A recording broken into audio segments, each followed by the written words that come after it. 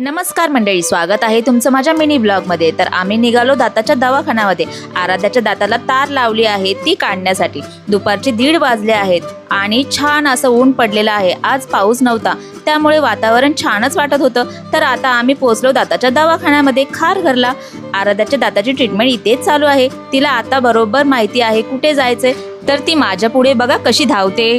इथे आल्यावर कळलं आरूची ट्रीटमेंट ज्या डॉक्टरकडे चालू होती ती डॉक्टर तर रजेवर आहे। मग काय, आरूकडे बघा तर इथे आरूचे व्हिडिओ बघणारे खूप जण आहेत, म्हणजेच आमचे सबस्क्रायबर आहेत। चला म्हटलं दुसऱ्या डॉक्टरकडून दाताची तार चेक करून घ्यावी, बरोबर आहे की काढावी लागेल। तर अजून 1 महिना ठेवावी लागेल आणि दातांना कीड लागू नये म्हणून जेल लावलं।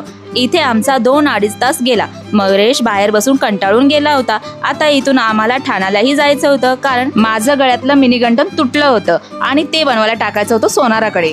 तर चला आता ठाण्याला। आज पाऊस नसल्यामुळे फिरायलाही छान वाटत होतं। ठाण्याला जाताना म्हटलं पहिलं आईकडे जाऊन यावं, परत विचार केला नको पहिलं सोनाराकडे जाऊ मग आईकडे जाऊ, कारण निवांत बसता येईल।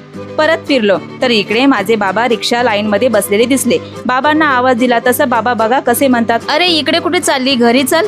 तसं बाबांना सांगितलं थोडं काम आहे लगेच जाऊन येते। तसं ठीक आहे म्हणाले। एवढं वय झालं तरी त्यांना घरी बसून आराम करूशी वाटत नाही, कारण पहिल्यापासून कामाची सवय असल्यामुळे आता रिक्षा चालवतात। तर आता इथून अजून खूप लांब जायचं होतं।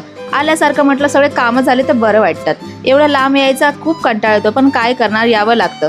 इथे आल्यावर थोडं बसलो आणि गळ्यातलं दिलं बनवायला। मला वाटलं लगेच मिळेल बनवून, पण 4-5 दिवस लागणार होते। मग काय ठीक आहे म्हटलं, गळ्यातलं दिलं आणि आम्ही निघालो। बाहेर आल्यावर हे मला म्हणतात आता कुठे जायचं। मग मीही थोडी मस्करी केली। आम्ही असेच हसून खेळून राहतो। भांडण झालं ना तेही तेवढ्यापुरतंच असतं। रिक्षात बसताच आरूला केकची आठवण आली, तिला केक खायचा होता।